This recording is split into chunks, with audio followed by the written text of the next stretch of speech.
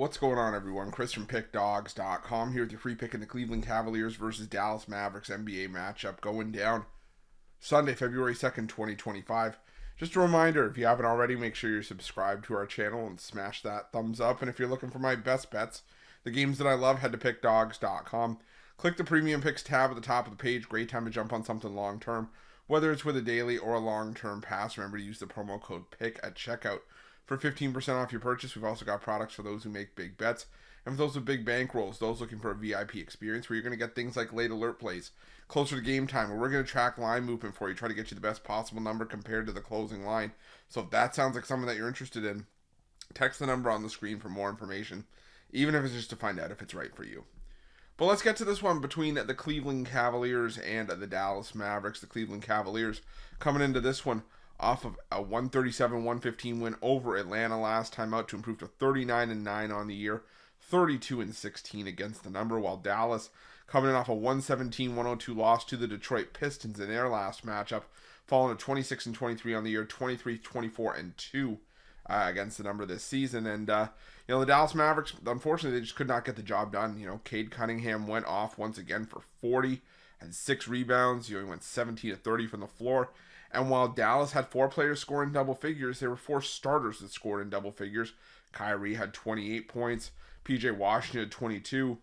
Daniel Gafford had 16, with Washington and Gafford each having a double-double, and Klay Thompson added 13 points. But outside of that, the scoring depth elsewhere was nowhere to be found for the Dallas Mavericks to really pick up the slack. And I mean, obviously you have starting caliber players, and that's all well and good, but you still have to be able to rely on your bench to at least help you out and do some heavy lifting so that the starters aren't having to go 42, 45 minutes a game.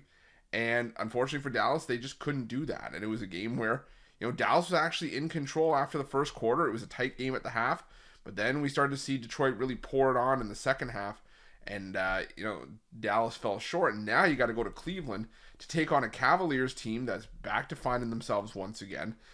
They had a little bit of a rough stretch, the beginning of last week, but now, come back with 3 straight wins, all by double digits, by 19, 20, and 22 points.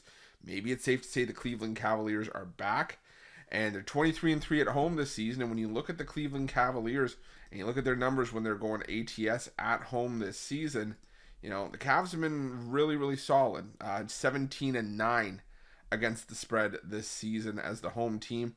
Obviously, as a home favorite, they've been the majority, 17-9. They haven't been a home underdog once this season. And, the Dallas Mavericks as a road team in the last couple of years have been a moneymaker, been a pretty solid team. But this season, as the road team, just 10-13-2 against the number. And when you look at their numbers as a road underdog, Dallas just a 50-50 team at 7-7-1 against the number this season.